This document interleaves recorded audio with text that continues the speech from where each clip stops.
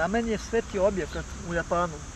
Po narodnom verovanju u njemu bivaju drevni duhovi. Nebo, zemlju i čoveka.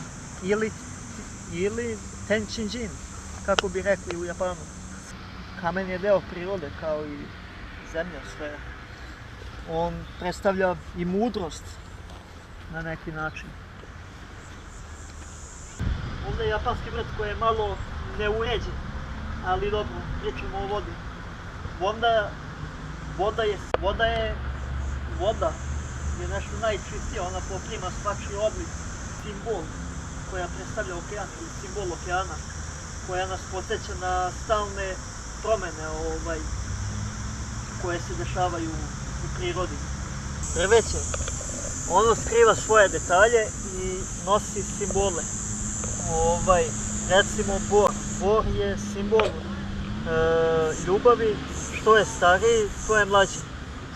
Trešnja, sakura, ona cveta u proleće i simbol mladosti.